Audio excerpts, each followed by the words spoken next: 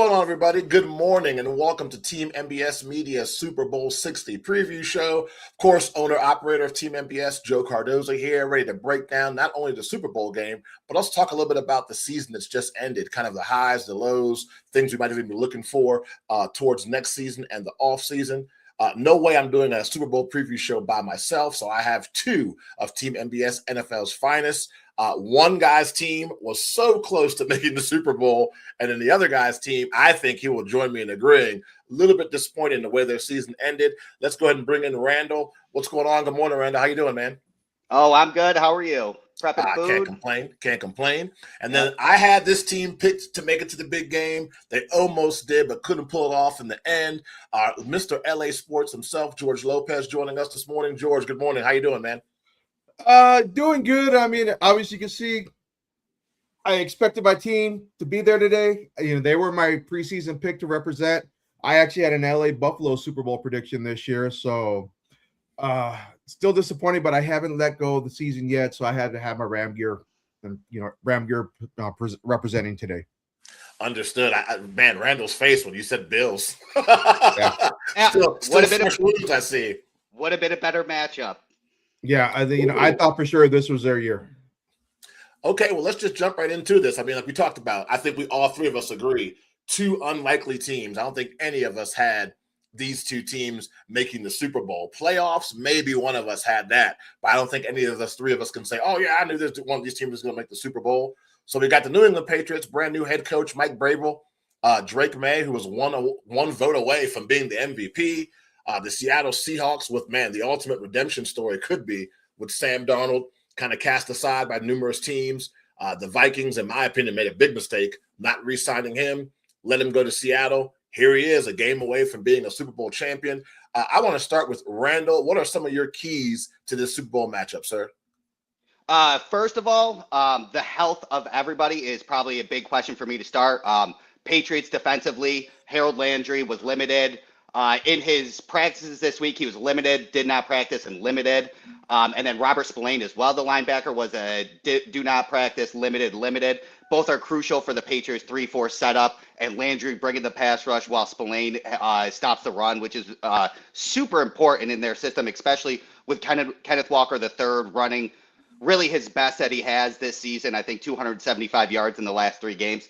So they ended up getting back Milton Williams, but the issue of not having those linebackers to stop the run is going to really open up Seattle's availability in the passing game. So then that brings up the question of who's going to stop Jackson Smith and Jigba. And that's a big issue. And as George Lopez is going to talk on that as well, is he's had to deal with Jackson Smith and Jigba a long time. And how are you going to stop him when a division rival let him go 159 yards and 1 touchdown? How are the Patriots going to stop that? Are you going to just stick Christian Gonzalez on JSN the whole time? How is that going to work? Are you going to play single high? Are you going to play 2 high? Or are you going to play quarters? Because realistically, quarters is Clint Kubiak. Clint Kubiak knows how to break quarters off the top with Jackson Smith and Jigba. So are you just going to run Christian Gonzalez and double them? But then what are you possibly going to do to then stop Rashid Shaheed and Cooper Kupp? So they're kind of in a little bit of a conundrum when it comes to the Patriots defense being able to stop the Seahawks offense. But I would say the one big thing for the Patriots right now is how banged up is Nick Emenworthy. Obviously, when the reports come out and Mike McDonald's like, he's fine, don't worry, he's going to play. But at what percentage is he going to play? That video of him walking to the hotel room was pretty damning in his limp. And the best way, which again, George, we have a division rival here, which is perfect because he can talk on it more. But what Sean McVay and Shanahan do best is putting jumbo packages and heavier set packages to force you to go from playing nickel to base defense and then create a mismatch in the passing game on that. Now, what Mike McDonald has done in Baltimore and Seattle is you get a big nickel like Kyle Hamilton and Nick Emenworthy, so you don't have to go into base. You can stay in nickel against those offenses, and then you play that way. If Nick Emenworthy is banged up and they need to readjust their defense, you kind of start from the beginning and have to adjust everybody in their assignments and their duties, and that could really, really get into some muddy water on the defensive side. And then also the Seahawks also don't spy quarterbacks. So No, how they much don't. is Mike Vrabel going to let Drake May kind of get beat up today? If I was Mike Vrabel, I would kind of let him get beat up, design runs constantly, trying to get touchdowns on those runs. So the way that the offense can beat the Seattle defense is dependent on Nick Emenworry and how much Mike Vrabel is going to let Drake May run the ball. Yeah, no, definitely agree to a lot of those points, especially the Drake May, let him get beat up a little bit. Let's go to you, George. What are some of your keys and things you're looking forward to in this matchup right here? Like we talked about, two unlikely teams, but get past that. We're here now. What are you looking like for Super Bowl 60? Well, Randall mentioned it, about trying to get New England Seattle out of the nickel defense. The Rams went 13 personnel pretty heavy in that NFC Championship game, trying to get Seattle to go back into their base defense. Seattle doesn't do that. They stay in that nickel or dime package. They dare you run the ball on us. Seattle, they give up less than 4 yards a carry. They could still stop the run in their nickel package. Seattle also loves to play that two deep shell defense. They're going to force Drake May to throw your checkdowns. And that defense, it's not the Legion of Boom, but that defense knows how to tackle. Now, the key, I think, for New England is, can they attack downfield? Can they attack the seams against this nickel defense? Josh McDaniel, terrible head coach. I think one of the best offensive coordinators in the game. You give him 2 weeks, he's going to find something that he can use with his team to attack Seattle's defense. And I agree. I think Drake May is going to have some quarterback design run since they don't spy the quarterback. He is going to get hit, but I think he's tough enough to take the hits. The question is going to be he hasn't looked great in the playoffs. Mm-hmm. Now, this is the biggest show up in the NFL. How is he going to handle that pressure playing in the Super Bowl? We've seen a lot of great quarterbacks go into that game and just disappear. John Elway, the first 3 Super Bowls come to mind. Can they handle the pressure? That's going to be the big key. With Seattle's end, I think Sam Darnold played the best game in his career in the NFL against the Rams. Mm-hmm. I wouldn't take away the running game, force Sam Darnold to beat you, and he's going to get rattled. He didn't get rattled. Rams held Seattle to under 90 yards in that game running the ball. But Sam Darnold, tremendous game. I have nothing. He reminded me of Sam Darnold at USC in the Rose Bowl against Penn State in that game. That's how dominant he was against that Ram defense. He made the right plays, the right reads. He didn't get rattled, and I don't think he's going to get rattled today. But I do think they are going to have to be able to run the ball against New England's defense. But in regards to JSN, yeah, I want to talk. That's where I was going to go. Actually, was right to him. So you start the conversation. With JSN, you can't stop him. You can only hope to contain him. All day. And I agree with you. I think they're going to put Christian Gonzalez on him. I think that's good. Yeah, that's going to be a great matchup. But don't sleep on Cooper Kupp. He's made for these kind of games. Davis isn't a great cornerback on the other side. So don't let him get burned. Yeah, Cooper Kupp is gonna.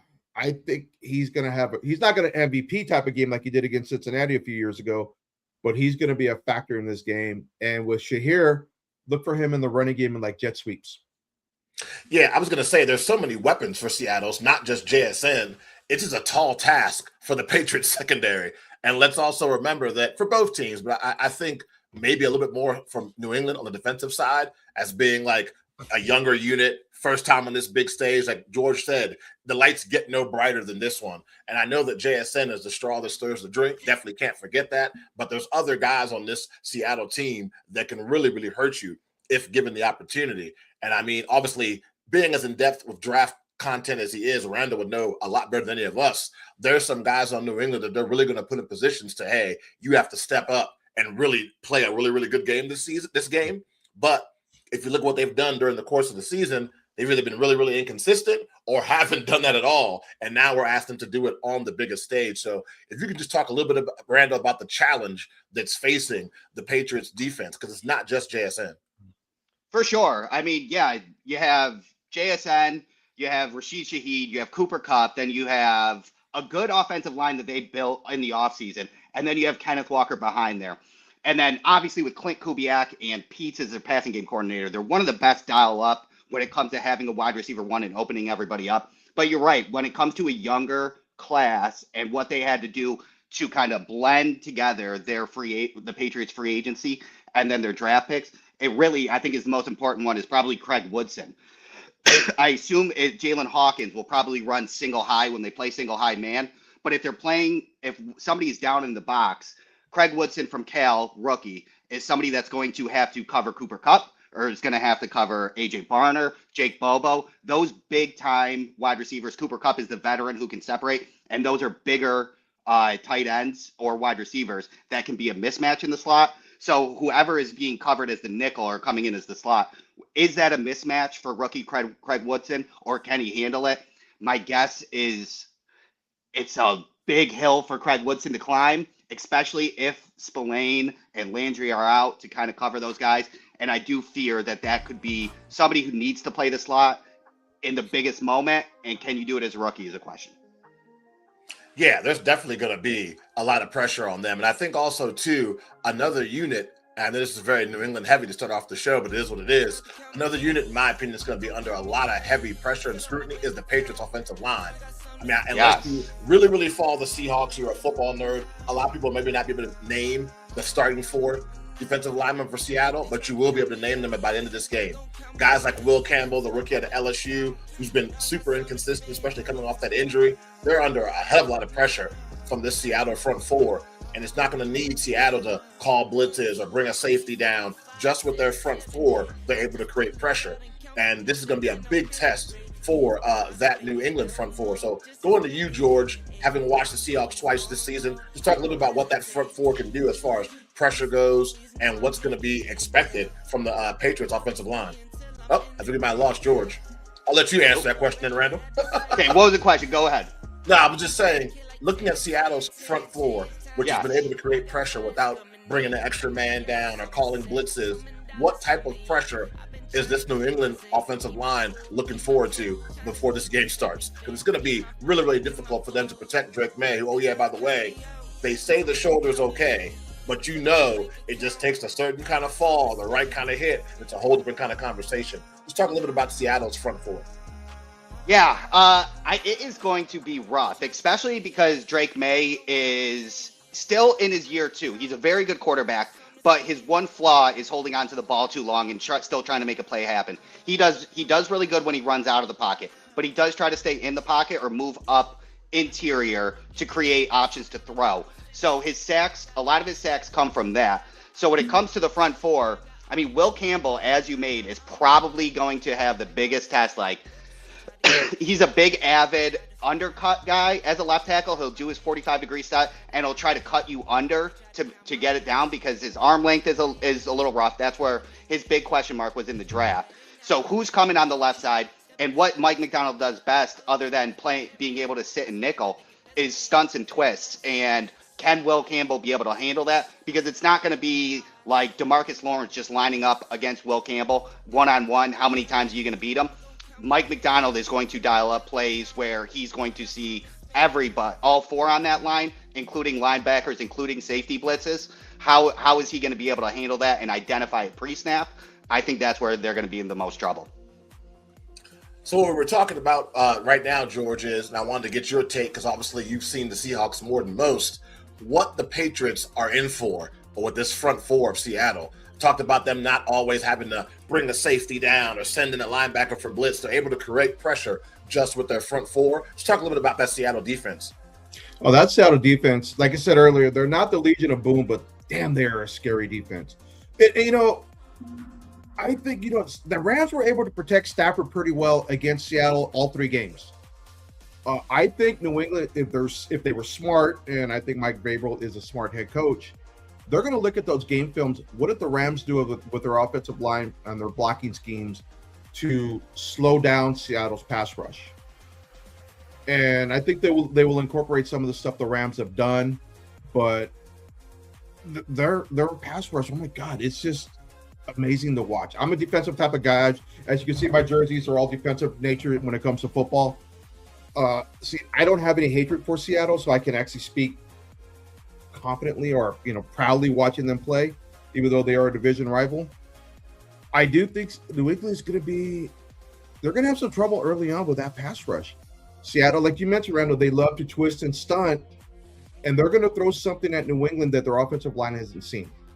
Mm-hmm. And look out for Ernest Jones and linebacker blitzes, because when the Rams played Cincinnati in the Super Bowl, they weren't really getting any pressure on Joe Burrow. Second half, they kind of turned Ernest Jones loose and let him start blitzing up the middle. And I think that's what's going to happen, and it's really going to throw New England's pass protection into disarray. Mm-hmm. Now, moving to the offensive side of the ball, obviously we know that the glamour position of the NFL is the quarterback position, and you have two guys who so far in their careers have had two very different type of career arcs. I mean, Sam Darnold coming out of USC was supposed to be the savior of the Jets. In my opinion, the Jets did this guy dirty and did him no favors to help his career take off like it's supposed to be. Kind of bounced around a little bit. I mean, we had stops in Carolina, we had stops in San Francisco, and I think San Francisco and Kyle Shanahan was where he really started to get his head on straight. Kyle Shanahan kind of got him back centered to what an elite quarterback should do on an NFL football field. And then, of course, you go to Minnesota, where Kevin O'Connell really put his arm around Sam Darnold. You have a career season. I expected him to get some kind of mega contract from the Vikings. They saw something different than what I saw. He ends up in Seattle for a boatload of money. And there were still people that questioned that move from Seattle, like, man, it's still Sam Darnold seeing ghosts. That's a lot of money to guarantee this guy. And all of a sudden, they have the season that they're supposed to have, obviously, with them making to the Super Bowl. So for him to win this would be tremendous. We'll start with Randall, and then we'll go to George. Just want you to talk a little bit about your thoughts on Sam Darnold, his career so far, and the opportunity he has in front of him today. Yeah, for sure. I'll start with Sam Darnold because I am also a Sam Darnold fan. I do think I agree with you. With the New York Jets, I don't think they did him any favors, especially, as you mentioned, with the seeing ghost. I do believe if you see ghosts, it's more of a coaching problem and more of a prepping problem than it is you, especially how Sam Darnold played in college and how much he was coveted. But I will say, when it comes to Sam Darnold, I think he's a very good quarterback, and what the NFC is doing fits his bill versus the AFC. Like, Sam Darnold, not for nothing, did come from Minnesota, who had Justin Jefferson, a good run game, a decent offensive line, and really good weapons to work around him. And then he got to go to Seattle, where he ended up having Jackson Smith and Jigba, Clint Kubiak as his offensive coordinator, just really smart offensive minds to make him work. So the transition from Minnesota to Seattle makes a whole lot of sense. I would say if he ended up going to a team like, I hate to say, but like the Buffalo Bills or the Kansas City Chiefs, where Rashee Rice is the best wide receiver there, and their offensive line is a little skeptical, I can't say that Sam Darnold would do as well as people like Lamar Jackson, Matt Stafford, and things along those lines as those quarterbacks, because he is set up in a good NFC environment where a lot of teams are being successful in paying $25 to $30 million per year for a quarterback, and then being able to build a full, complete team around them, which I do think is a better recipe than, the Buffalo Bills, the Kansas City Chiefs, and Lamar Jackson, and the Ravens, who are going through turnover because you have such a high contract. So Sam Darnold's set up in the perfect atmosphere, and he's not going anywhere in Seattle, so his success is well-deserved, as well as team success. And then on Drake May, I really enjoy Drake May. I think he's a great quarterback. I think he has a lot of Josh Allen-esque that he can learn into himself. I still think he's still part of the project, and he needs to learn. And I do believe that right now with Drake May, he's lucked into. I think the Patriots and Drake May have lucked into the Super Bowl this year. The AFC was not that deep, and they got through on the easiest schedule and then the easiest playoff path. So for him, really? Definitely. And for the national media, when they talk about Drake May, I think we need to understand that at this point in time, he's not playing with house money, because a lot of quarterbacks sometimes never get back after their first appearance. But he is definitely in a situation that I would say his talent level does not warrant it, but I still congratulations to him getting there. I like Randall with the compliment and a little bit of shade towards the end. Yeah, put something in those positives. I know. Yeah. It's hard. Okay. AFC East, of course, Buffalo Bills. So I did my best to speak positively.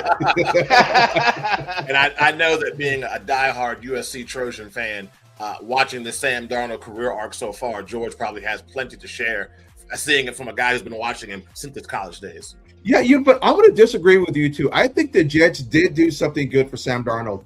He kept. Let's figure this. Listen to this. I'm seeing ghosts. Hey, he knows my career is over. I can go into the paranormal business. I see ghosts next to the Jets. So he's got post-career ambitions already. That is actually very smart. Yeah, when Sam Darnold left USC, honestly, I thought it was a mistake. I thought he should have stayed one more year. And the time with the Jets, that's just like, okay, let's get some whiteout on it and just erase it. I think the best thing that happened to Sam Darnold in the NFL was going to San Francisco. Mike Shanahan, I don't call him a quarterback whisperer, but he knows how to develop quarterbacks. And I think he pulled something out of Sam Darnold. Sam Darnold didn't know he had, even though he was the backup there. And we saw what he did with in Minnesota. I don't disagree with him leaving, with Minnesota not re-signing him. I think they had to see what they had with J.J. McCarthy going forward, because he is, projected to be their franchise quarterback. Obviously, the jury's still out on that. You got to see if he can stay healthy. And he got into the best situation in Seattle. Like you say, he's the type of game the NFC plays. It's perfect for what Sam Darnold does.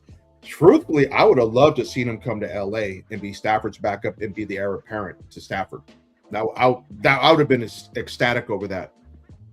But as I mentioned earlier, we're seeing the Sam Darnold right now that we saw at his career at USC. And I keep going back to that Rose Bowl against Penn State.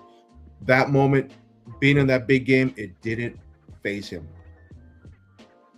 And I think that's what we're going to see again today. He's embracing the moment now. We saw against him when he was in Minnesota. We saw against him in the playoffs with the Rams last year. The Rams just owned him. I put that more on Minnesota's offensive line and their lack of pass protection. Mm-hmm. Now he's got an offensive line that can give him time. Yeah, New England might get to him a couple times today, 2-3 times, maybe. But he's not going to get rattled. He's not going to feel all that pressure that he felt with Minnesota's offensive line.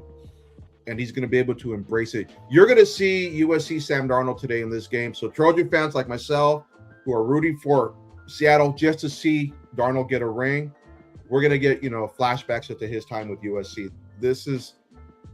I'm really happy for him. It sucks that he's got to beat the Rams to get here, which that irks me, but I'm happy for him as a Trojan fan to see what he's doing. And yeah, you're getting the best of Sam Darnold, and I think he got into the right situation, starting with San Francisco. All credit to Mike Shanahan. As much as I hate the 49ers, I do respect him. I think he brought that type of game that Sam Darnold needed to come out. And Seattle fans are going to be should actually thank Mike Shanahan for that.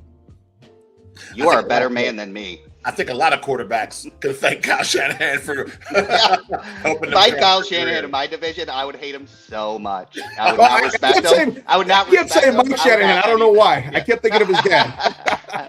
That'd be like me giving praise to the Dallas Cowboys as a Commanders fan. Like, that's not going to – they could win the Super Bowl.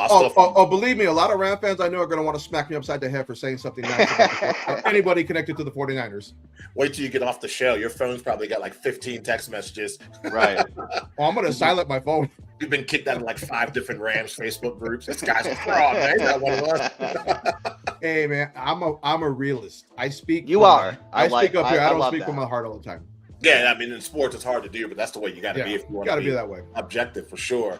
So we'll go around real quick and find out everybody's 2 keys for both teams going into this game. And obviously, I'll kick it off. And for me, for New England, I think that the 2 keys are, number 1 is pass protection.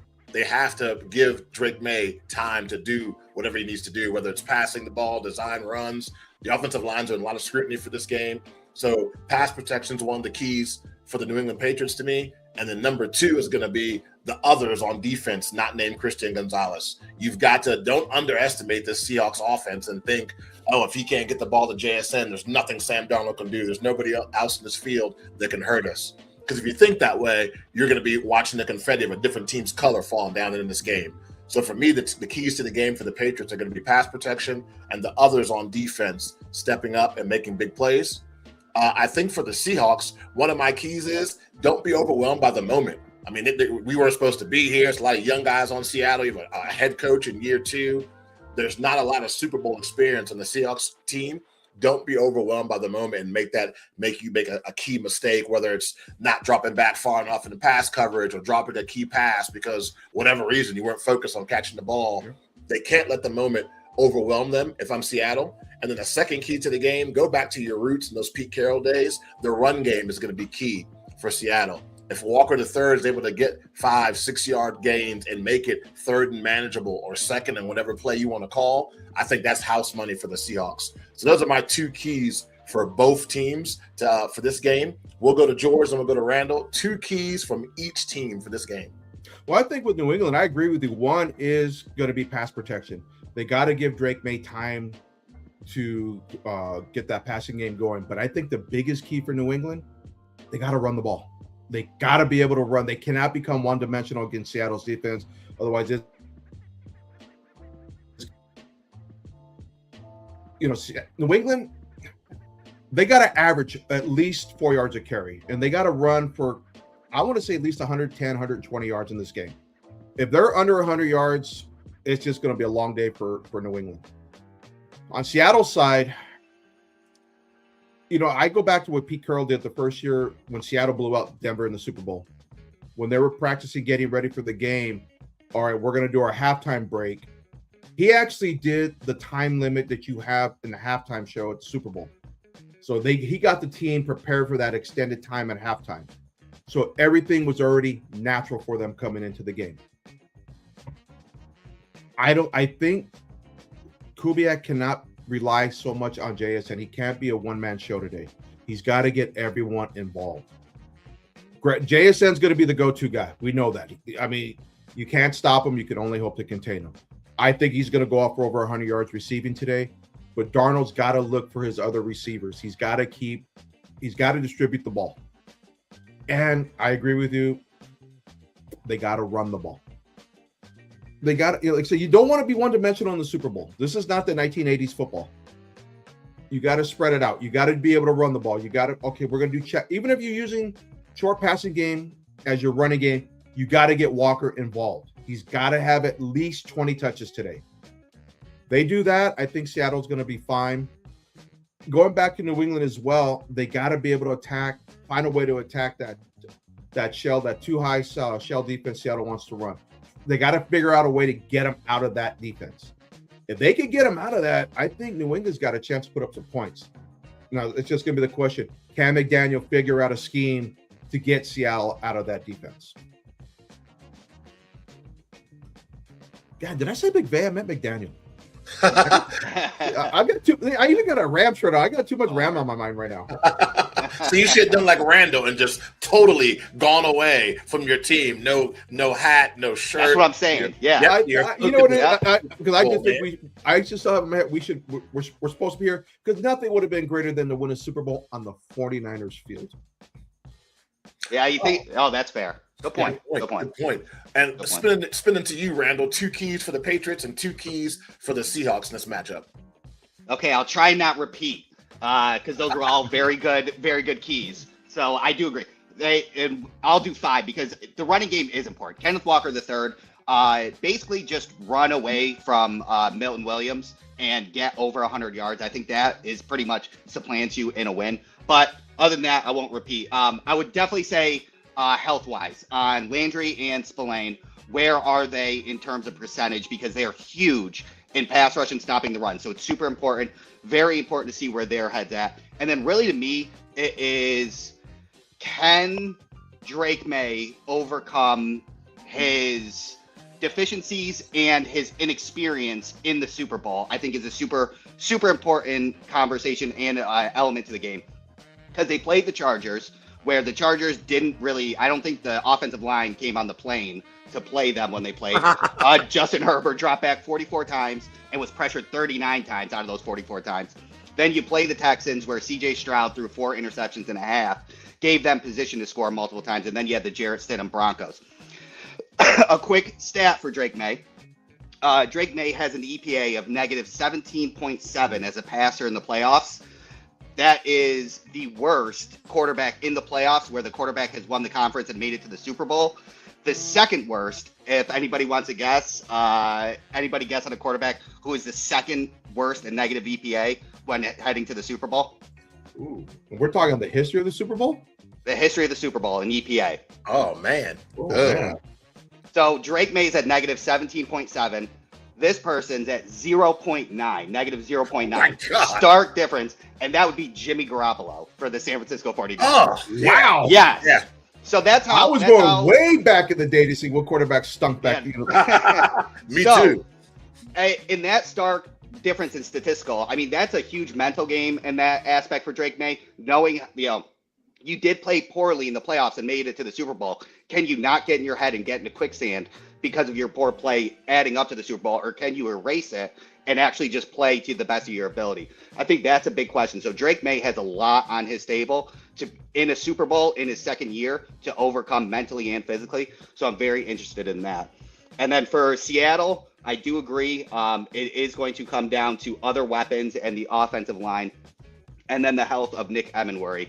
If they can stay in nickel on a constant basis, and he can run with slot receivers, because you do have Stephon Diggs, who's going to come out in the slot a lot. Can he win? And if you allow Stephon Diggs to get 8 catches for 120 yards and a touchdown, now we're talking about a close game in the fourth quarter and who either makes the mistake or overcomes that. But if Emenworry and the slot guys can run with Diggs, and then that opens out the outside for people like Matt Collins and stuff like that, I don't think Seattle's going to have an issue at all. Stephon Diggs needs to open up the passing game for everybody else, so that's a big question if that ends up happening. And Emenworry is a big way to stop Stephon Diggs for sure. And then I think I did cover all 4. Yeah? Yep. Perfect. That's all my 4.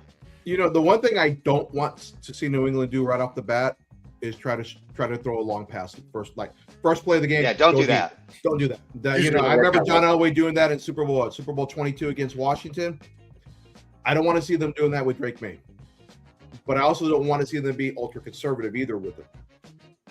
Yeah, you got to find that. You got to find that happy medium. Now, a question that just popped in my head: taking a look at the rosters of both of these teams, which one of these teams do you think, and you guys might say both, are set up where if they win it or lose this game, you wouldn't be surprised to see them right back in the position to win a Super Bowl title again next year? I think I know Randall's going to say hell no to the Patriots, but out of these two teams, who do you think, if they win it, man, they got a great chance to defend it, or if they lose it, you won't be surprised if they're in the conference championship game next year? I think New England is set up for it. I really do, because they're still under a rookie contract with Drake May. So they have flexibility to go out and we need to improve this position. We have the money to make these adjustments. So I do think New England is set up to get back to it again. But, we thought the same thing with Cincinnati after they lost. And look what's happening. You never know. Same thing. I go back with Joe Burrow just can't get a shot, man. He's got to retire like Carson Palmer. I think of Drake, man. Obviously I'm not comparing him to him, but it's a little reminiscent of Dan Marino's second year he gets to the Super Bowl. Miami's set to keep coming back, and Marino never got back to the show. Yep. But I think New England has a chance. Seattle, I don't know. Were they a one-hit wonder? I really don't know yet. Because it's going to be interesting to see what happens with them, because I think Kubiak is going to be the Raiders' next head coach. Mm-hmm. Who does McDonald come in to run the offense next year?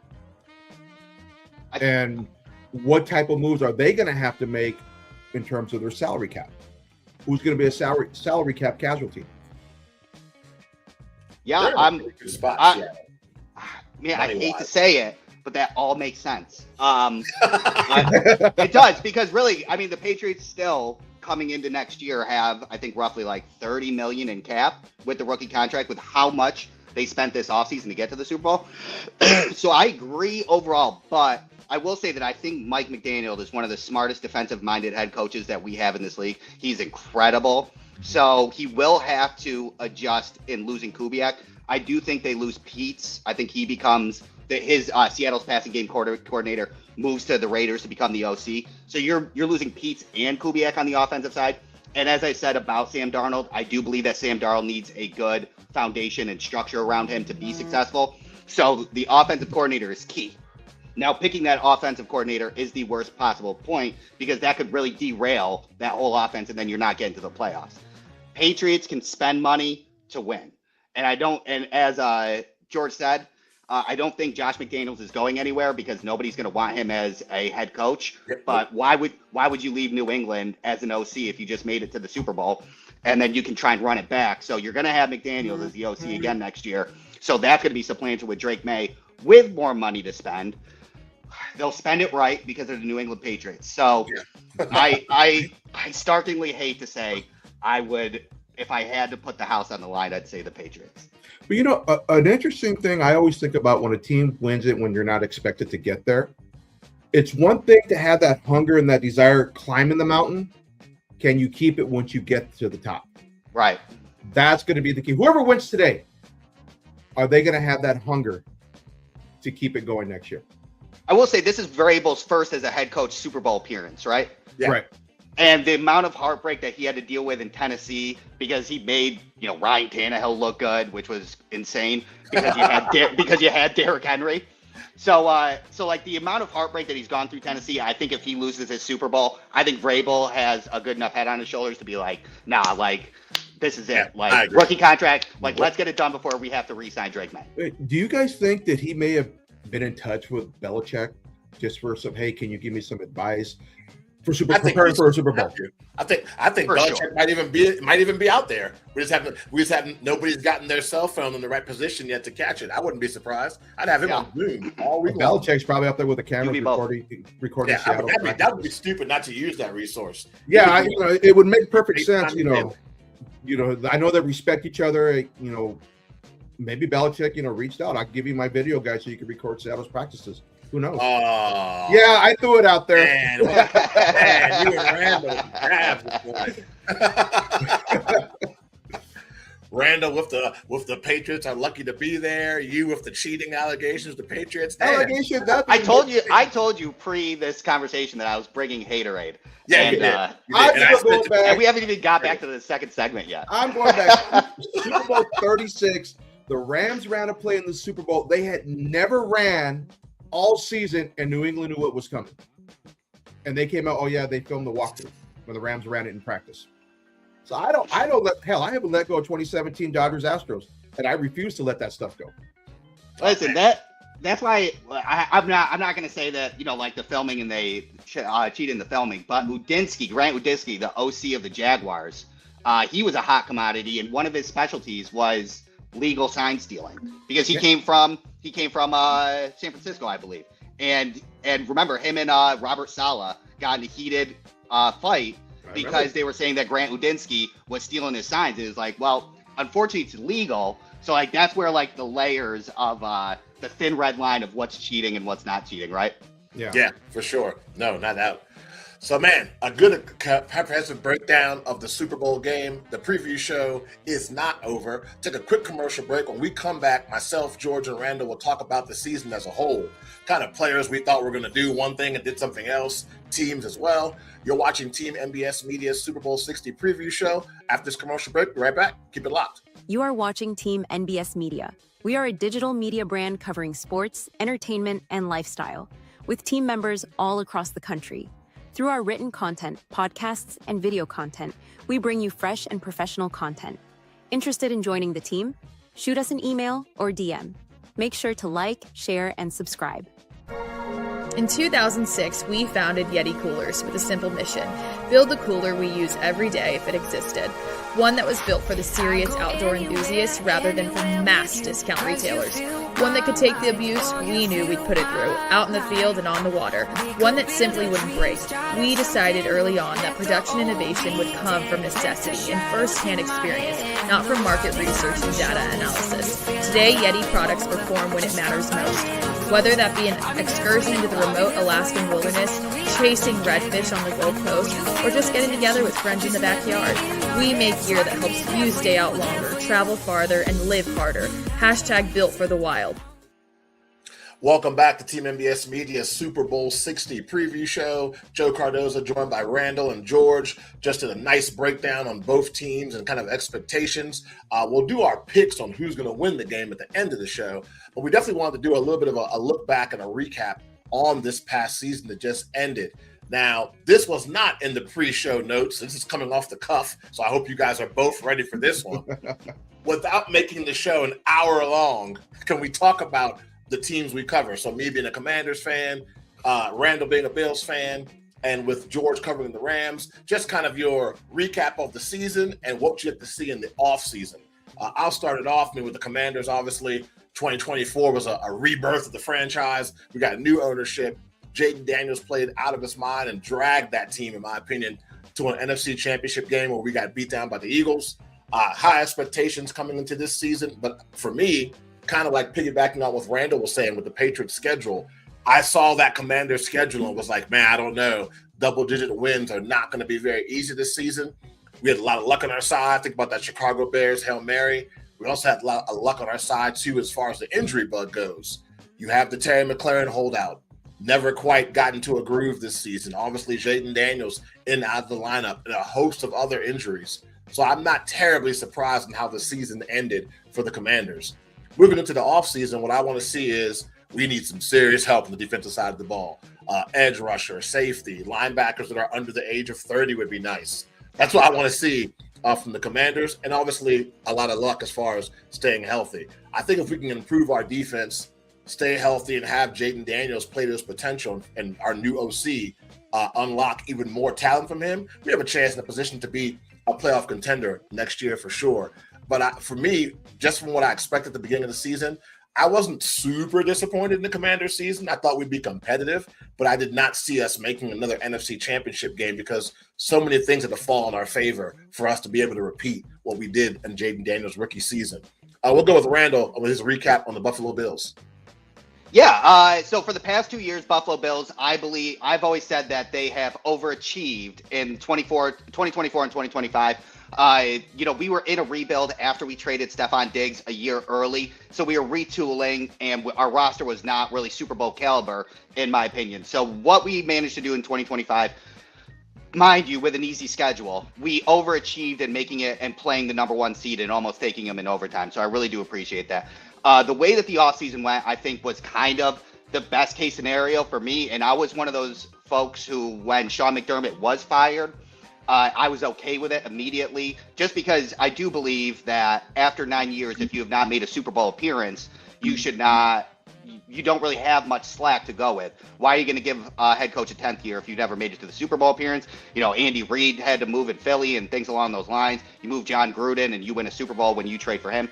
So I'm glad that they ripped the Band-Aid off in getting rid of Sean McDermott, even though I appreciate everything he did. I think Joe Brady, this offseason is going to be one of the most electric off seasons for Buffalo because we kind of went status quo for the last 9 years. Our GM, Brandon Beane, pretty much tripled down on himself, saying it's either we get to the Super Bowl or you fire me. I'll pack my bag sort of thing. So now in this off season where we finally now have money to restructure and have money to spend, Brandon Beane will now take this offseason, make big-time trades for wide receiver, big-time trade or big-time free agent pickup in like Trey Hendrickson and edge rusher, and then kill the draft with a bunch of defensive folks and maybe a wide receiver. And then Brandon Beane basically has given himself a 2-year window as a GM to get to the Super Bowl, and I'm excited to see what happens. Cool. And then going to you, George, kind of your recap of the Los Angeles Rams past season and what you want to see in the offseason. It's crazy. When I did my season preview for the Rams, I had them going 12-5 this year. And so I was like, hey, I'm psychic. I got the right record. And I thought health-wise, they would actually represent the NFC in the Super Bowl. I wasn't expecting Seattle to be as good as they were. Going into the offseason, I'm pretty excited to see what the Rams are going to do because they're projected to have about $47 million in cap space. So there's some maneuvers they can make. The offense pretty much is going to be intact, with Stafford announcing the other day that he will return for his 18th year.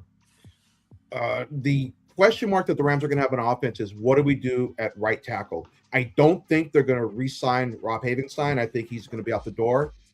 Are they going to stick with McClendon at right tackle, or are they going to look to bring in a new tackle through the draft or free agency? On the defensive side, they need to address their secondary. That was their Achilles heel all year. Not having Witherspoon, their number one cornerback in that NFC Championship game, hurt. Would the outcome have been different had he played? Probably not. I still think Seattle, looking back now, even with Witherspoon, I still think Seattle wins the game based on what we saw. The Rams have got to address the secondary. The safeties I like. I like Curl. I like Quentin Lake. But it's the cornerbacks, the nickelback, that has to be upgraded. Now, I would prefer to see them bring in some young veterans through free agency instead of going through the draft, though I know they're projected to, I think there's a cornerback out of LSU they're projected to grab with one of their first-round picks. But they have to address the secondary going forward, because if they do, I still think they're going to be one of the Super Bowl favorites next season. Mansour Delane, LSU. He's a dog. That's the one. Yeah, thank you. LSU. I knew it was from LSU. I just couldn't remember the name. Yeah, he's a dog. Yeah, no, I agree with you. I mean, there's a lot of teams need to work on their secondary. I mean, you could even say Washington also needs to get some secondary. Needs to get some secondary. I just hope Daniels. I just hope Daniels doesn't become another RG3. I really don't. I thought RG3 when he went to Washington, great signing, and then when he got hurt, he just wasn't the same. I go, please don't let Daniels be the same. I think Daniels is exciting to watch. Talk RG3 though. I think the problem was the rush back from the ACL.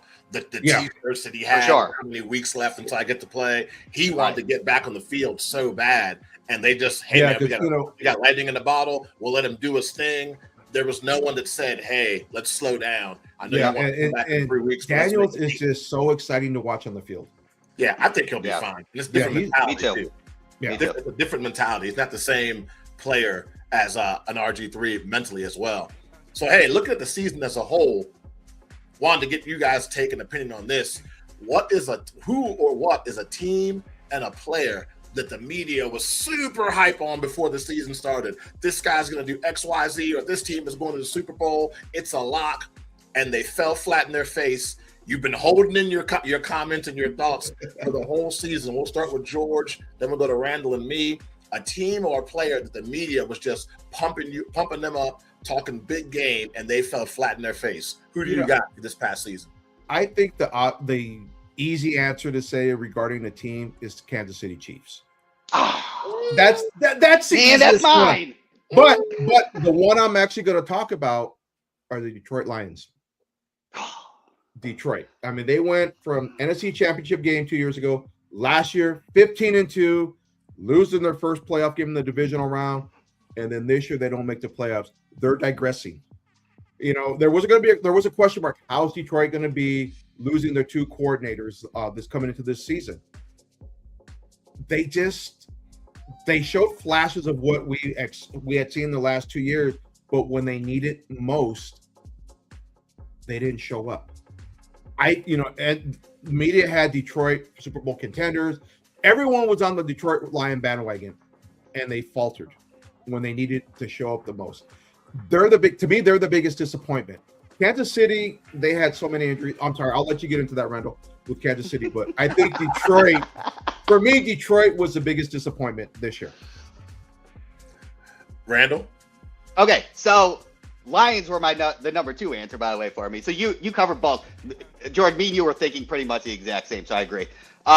Because I think the Lions were more fraudulent than kind of like overrated sort of thing. But the Chiefs for me are the completely overrated team. Just because, they rightfully so get it on a consistent basis, but they constantly get the pass because Patrick Mahomes and what they can do in one-score games, and I get that for sure. That's fine.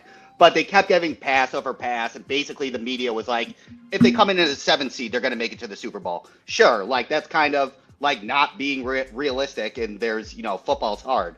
But they lost like the first two games, and the media said that the top two teams were a slow start. It was Herbert and the Chargers and the Eagles, of course, so they gave them a pass on that.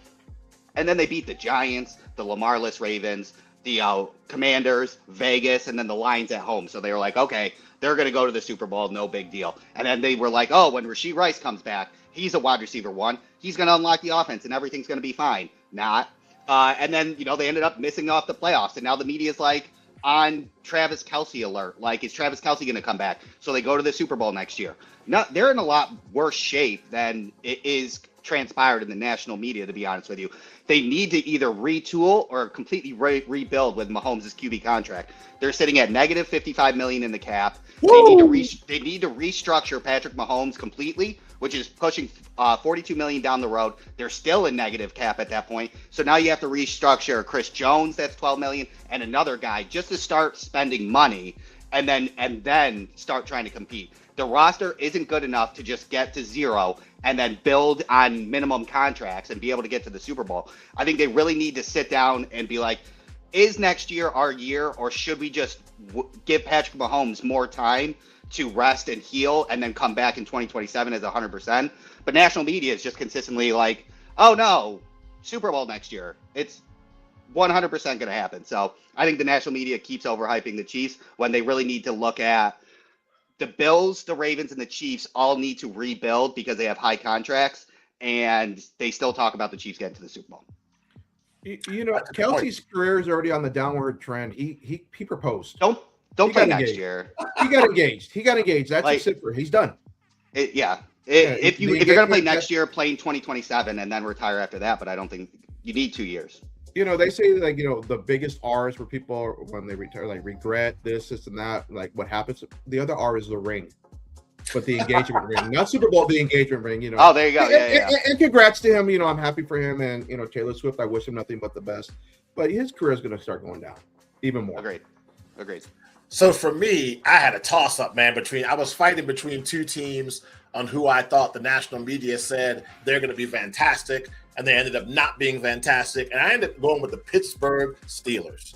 And the reason why is because it wasn't Aaron Rodgers' fault. It was the Jets. The team is dysfunctional. He still has gas in the tank. The reason why he had all these nicks and dings was because the offensive line in New York was so bad. Him and Mike Tomlin are going to be a marriage made in heaven. Look at how much money they've spent on the defense. If he can just put 17 or 21 points on the board, they're going to win all their games. And, oh, yeah, they got DK Metcalf, an elite wide receiver one. Nobody mentioned the fact that unless you are a diehard Steelers fan or really follow NFL football, name me their two running backs. Not a lot of people could for Pittsburgh at all. You had some flashes of greatness from DK Metcalf and Aaron Rodgers, but at the same time, you got to remember, Aaron Rodgers is in his 40s. He's not a young guy. And the national media kept pushing it and pushing it and pushing it. They won their little win streak. I think they won 3 or 4 games in a row. And the national media was like, see, this is what we're talking about. It's Aaron Rodgers, man. It's like the Aaron Rodgers from the Packers. Now they're going to start rolling. And once they get into the playoffs, anything can happen. Steeler fans are dusting off their jerseys and putting on grabbing their terrible towels. And I kept saying, the offensive line is suspect. The dude is old. And all this money you spent on the defense, what's their rank? Like I should have looked up before I called them out. Looked it up. Were they even top 5 defensively overall? The Pittsburgh Steelers this past season for all that money they spent on these guys. That's why for me, the national media kept trying to shove down our throats that the Pittsburgh Steelers are a team to watch for because they spent so much money on improving their defense and they have a Hall of Famer at quarterback. And none of that happened at all during the season at all. Yes, they snuck into the playoffs, but I don't know about you guys. I fell asleep and woke up in the third quarter of that game against the Texans. When I woke up, it was late third quarter, and I was like, oh, man, I missed absolutely nothing. It was more exciting watching paint dry than that game. Yeah, and now I'm seeing a report now this morning before we got in the air that it looks like they're leaning towards bringing Rodgers back. Why? After having this conversation with Mike McCarthy. My question will be why, and then who's the heir apparent? There's like so many teams in the NFL that have these late 30s, early 40 quarterbacks, but who's behind that guy? Who's the next man up? I mean, there's a serious next generation quarterback development issue going on in the NFL, besides some of these young guys we see shining like your Jackson Darts, your Drake Mays. But there's a lot of teams like the Rams. When Stafford hangs it up, who's the next man up? I think that's something that has to be addressed. So for me, actually, I like Stetson Bennett as a backup. I really do. I liked it when the Rams got him out of Georgia. Pittsburgh, he's not ready. No, he's not ready. I'm glad Stafford's coming back. I think Jimmy G walks because Jimmy G is the number 2 right now, but I think he walks. I don't think I can believe in Stetson Bennett. I think the big issue with what you mentioned, Joe, is that the last 2 classes have had like this class and last year's class has had 3 quarterbacks total that could probably start week 1, and that's it when it came down to it. And now you have, because this year is going to be Fernando Mendoza. Everybody else is either a project, like Ty Simpson's a project. Everybody else is a backup and things like that. And then you have the 2027 class that now officially might break probably the first round quarterback record. You could have 7 quarterbacks drafted in the first round next year, depending on who declares and who moves. Because like there's people like Josh Hoover, who's now taking Fernando Mendoza's spot in Indiana. So while he was not a first-round quarterback, what is Cignetti going to do with Josh Hoover? He's a good quarterback, and now he's with Cignetti sort of thing. So I think next year is where a lot of people try and build back the strength of the quarterbacks in the NFL.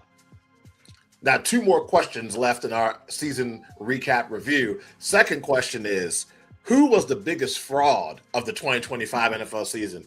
It can be a team that looked legit on paper and you had big expectations for them, and when it mattered most, the team folded like an envelope. We'll go Randall, then we'll go me and George. Biggest fraud of 2025. On paper, you had big expectations, and when the rubber met the road, they were not ready for prime time at all.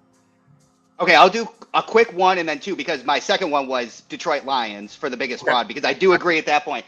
Just because, like, first of all, Chicago had a brand new head coach, J.J. McCarthy in Minnesota, and then the Packers who traded a farm for Parsons and lost him to injury. How do you not win that division sort of thing? Like, Amen.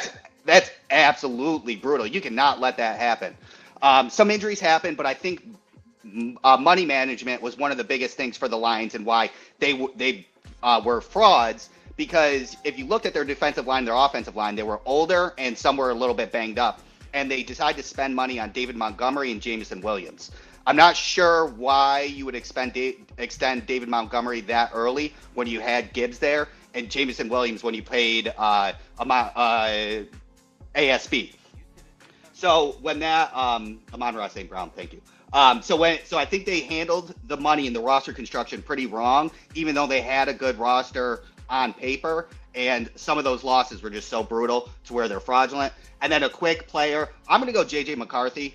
I think it's coming out like I never believed in him. Well, I'm not going to say I never believed in him, but I didn't think he was as good as a quarterback as where he was drafted, coming from Michigan. Jim Harbaugh's philosophy is to not throw the ball often, and he didn't throw the ball often in Minnesota. Relied on tight ends, relied on running back, relied on defense, right? So, throwing 18 to 22 times a game and being efficient in that is fine. And to be honest with you, that Ohio State throw, when he threw it and the Ohio State player turned his back in that playoff game, that was luck. Even though J.J. McCarthy said he knew what he was doing, that was pure luck. I do not care what he says. But J.J. McCarthy is coming out as now an injury-prone, below-average quarterback that the Vikings are now in trouble for. So he may turn the Minnesota Vikings into another set of rebuild because of his play. Man, digging on my guy JJ, but until he does something in the NFL, until he does something in the league, I got nothing to say at all. I don't like the 9. I don't like 9 either. I'm not a fan of the nickname. Yeah, no, for me, a team or a player that I thought was going to be really, really good, and then when it mattered most, they folded. I got to go with the Baltimore Ravens, man. I mean, the national media, again, this is their season. 2-time MVP and Lamar Jackson. Derrick Henry's back there. Their defense with Kyle Hamilton, another team that spent a boatload of money on defensive players. And you can say, oh, it was the injuries. But starting with that game they lost by a toe in Buffalo, things were never the same. And we still, media, don't worry, they're going to get it right. Hey, when they get in a roll, when Lamar gets back, they're going to win every game. They're going to make the playoffs. And once you get into the playoffs, it's anyone's game, which I guess we have to believe, looking at 2 teams that are going to be in the Super Bowl today. But for me, I just felt that when you really needed the Baltimore Ravens to step up and win games they were supposed to win, they never did. And I'm a Lamar Jackson fan, but I do think sometimes when he doesn't play to his peak, we kind of give him a pass. It's just a real quick, hey, Lamar had a bad game, we move on. But if it's another quarterback that has a bad game, we're bashing those people for weeks and doing deep dives, and we're looking at the history of their career from college into the NFL. I think Baltimore has been a lot of talk and not a lot of action for a really long time. And I think you could even say that this isn't the only season where they were talked really big, and then when it mattered and they really had to show up, they didn't. So I think for me, that would be my team, be the Baltimore Ravens. What do you got, George? The funny thing, I had this conversation with my youngest son. He's the only one I could say of my 3 kids that's a smart one because he's a Ram fan. I was like, who do you think's the biggest fraud? He came out and said New England was the biggest fraud. I'm like, they're in the Super Bowl. I almost did that, but I decided to skip it. I thought Randall was going to do that. Actually. Yeah, I'm like, I'm really ready for Randall to do that. And made myself not do it. Yeah, he goes, they lucked into this game. Look how bad New England played in the playoffs, and they still got in. And I was like, okay, you got a point. I mean, that Houston game. Ugh. Yeah. I mean, Ugh. but I think, you mentioned JJ McCarthy. I think Minnesota was the biggest fraud this year for me, because I think Minnesota came into with McCarthy. We went 14-3 the previous year with Sam Darnold. We pretty much have the same team intact. We can still win and protect McCarthy. Put a shell around him. Let him manage a game. Let him do enough to keep us going. But like you said, he's injury prone. He got hurt a lot this year. I think the defense was a huge disappointment in Minnesota. See, my oldest son, unfortunately, is a Viking fan. And every week we would talk, and he's breaking the Vikings down. Everything he did not like what he saw. I'm like, okay. So I started paying attention. So I started watching games to see what was going on. And it's like, you know what? They are a disappointment. I thought the defense would have been better than they were. Honestly, I think Brian Flores didn't do a great job coaching that defense this year. And for me, it was a fraud. Or was 2024 a mirage with Sam Darnold? I think quickly. I think Kwesi, the GM that just got fired, has a lot on his plate for the reason that they didn't succeed, because his last 3 drafts have been abysmal. Yep. Absolutely abysmal. Yeah, I definitely would agree with that. Now, our last question in our season recap. This one should be exciting and fun. A player or team that you think had a great season this year and it wasn't a flash in the pan. You think they're going to take this season and they're going to build off it. And it can be a player or a team. And we'll do rapid fire. Everyone wants to jump in on this one. It can be a player or a team that had a great season and you think this wasn't a one-time thing. You think this might be the beginning of something special. I'm going with New England. They're a young team. They got a lot of caps. They got a lot of cap space that they can build on going forward. And I do think Drake May. I don't think Drake May is going to be like when you think of the top quarterbacks in the NFL. Patrick Mahomes, Josh Allen, Lamar Jackson, things like that. But I think he's going to be the tier beneath it. I really do. When I got the opportunity to cover the Holiday Bowl for Team MBS a couple years ago, I got to see him play against Oregon at that game. I was very impressed with what I saw. He's got this moxie that I like. Mm-hmm. And I just think New England knows how to build a roster. They can bring in players that fit the system. They don't need the big names, but they know how to bring in players that fit the system. And I think they have the tools, they have the money, and they have the right structure in that organization to continue this. Is it going to be another Tom Brady type dynasty?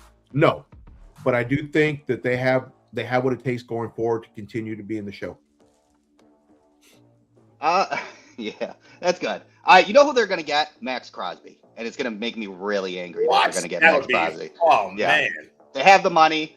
Tom Brady Crosby over wants in out of Las Vegas. Vegas. Yeah. But the one that I picked because I want to talk about him and he should get much more love in this season is Cam Ward. I was high on Cam Ward before he was drafted. 0-star, 2 first round for the first quarterback ever to do that. 0-star to first round pick. Basically, Cam Ward was the only person playing on the offensive side. They tried to build their offensive line through the free agency. They picked the wrong people. Their offensive line wasn't good.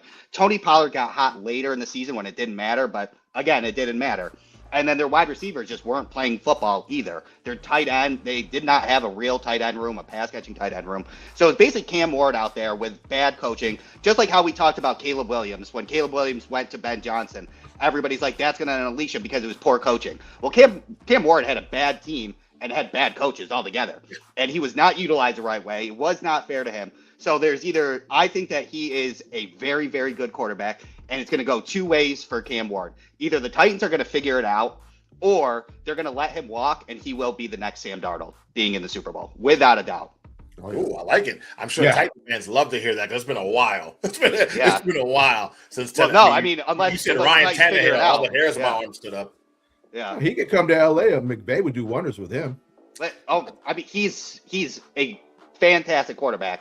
Just Tennessee Titans can't let him walk. They need to figure it out. Though I keep before you, I know you're gonna say something, Joe. I keep hearing rumors. I don't see it happening at some point. That the Rams were gonna look to move their 2 first round picks and package something else to get Joe Burrow to LA. Yeah, I don't see no way. I do not see it happening. It could work because Stafford decided to stay. I don't think the Bengals will get rid of him in 2026, but I think if they are unsuccessful in 2026, then that conversation really opens up in 2027. Yeah, I'm a big Burrow fan. Same. Same. Yeah, I'm a huge Joe Burrow fan. I mean, I think I call him the new Joe Cool. I love his game. Huge Burrow fan. Let me see him play football without the two best wide receivers in the game at LSU and Cincinnati, and then let me see how you operate there. But I will say if he goes to LA, then you have McVay, and he's just going to ball out anyway. I use the same analogy for everything when it comes to people who I think are wasting their talent, and that's Kevin Garnett. All those years he wasted in Minnesota before he finally went to Boston. No. Joe Burrow in Cincinnati, all these injuries and wasted years. He didn't get this guy the hell out of there, get to a functioning organization. I think he's good enough to elevate the play of whoever's around him personally. Okay, it's bad enough we have to talk to New England. Randall's a Bills fan. You had to bring up the Celtics and that team that beat the Lakers. Yeah, because once he went to that team, he transformed the whole. He transformed Boston's whole team. Joe Burrow could do the same thing. He's just wasting his time in Cincinnati. Yeah, but you had to bring up the Celtics. Be an excuse and money not being spent. I know. I'm a Knicks fan, so I feel you. That was very rude. Now I'm not going to be able to eat during the Super Bowl. You said the Celtics. For me, a team that I think can really take what they did this season, build off it, and they're the real deal. I love what I saw and what I'm seeing in Jacksonville with Liam Coleman as their head coach. Yes. I think he completely transformed the culture of that team. It's no longer a joke. They played tough against Buffalo, and I think if they had more experience and maybe some other playmakers, they could have possibly won that game. So for them to make that game as competitive as it is, really not knowing still the system and being in that kind of environment shows me the potential they have. I think there's something special brewing in Jacksonville, and I think that with Cohen as their head coach, it might even be a destination for free agents where you want to go to Jacksonville. Mm-hmm. Yeah, you won't just go there so Khan can write a check and you get paid and lose a bunch of games, but you'll get taken care of and also have a chance to win. So for me, a team that I think is not a flash in the pan, they can take it and build off of it, is going to be the Jacksonville Jaguars. I was really impressed with what I saw from them this season, for sure. Yeah, I think Trevor Lawrence finally showed us something that we saw when he was at Clemson this year. Yeah. And I think he's always going to be the kind of quarterback that he's like a Brett Favre almost. He'll have 4 touchdowns, 3 picks. He'll have 2 touchdowns, 1 pick, and a fumble. I think it's just who he is. I mean, you just got to deal with it and hope you have a defense that can overcome it. Yep. I don't think that's going to change at all. So we talked about the Super Bowl. We talked about our recap. We obviously know one of the biggest matchups in the Super Bowl is going to be these two guys, as Sam Darnold is versus Drake May, to see who can have the storybook ending. It's time for us to make our picks. So I will let whose team lost last. So we'll let George go first. You don't have to do a score if you don't want to. Like, I'm not doing a score. I'm not a gambling guy. I can feel that knife turning. Yeah. I had to. I think Super Bowl 60. I have Seattle winning this game right off the bat. I have them winning 30-17. I think it's going to be. Yeah, I do. I think in the first half, New England's going to be able to hang with them. McDaniels is going to show them some stuff that they weren't prepared for. Like I said, Josh McDaniels, tremendous offensive coordinator. But Mike McDonald at halftime is going to make the adjustments that need to be made, and I think they shut down New England in the second half. I think it's going to remind me of Super Bowl 17 when the Dolphins' offense was just non-existent in the second half against Washington. I think we're going to see the same thing and look for Sam Darnold to walk away with not only a Super Bowl ring, but the MVP, because I think he's going for at least 350 with 3 touchdowns today. Man, this guy has stats, numbers. I kind of like it. Hello to the 19 Media Group. Thanks for checking this out. So, Randall, Super Bowl 60. Who's winning this thing? I've also got Seattle. I got it at 24-13. I think the Patriots only get 1 touchdown total. Pretty much what George said. I do think that their adjustments will work. I think it's a little too much spotlight for Drake May right now, even though he's a very good quarterback. 24-13. And then I'll throw a random prop that I do believe Rashid Shaheed gets a punt return for a touchdown. Ooh, special teams are always huge in the Super Bowl, man. Think about Desmond Howard. Think about your Hines Ward. There's always a play, onside kick by the Saints. Special teams always end up being a key play in the Super Bowl. Just a question of when. I guess we're going unanimous, man. I'm picking Seattle as well. I just think that this defense is too much for New England, and I think also that if the Patriots don't take the rest of the playmakers on Seattle seriously, they're going to get burned by an unlucky person. It might not just be JSN.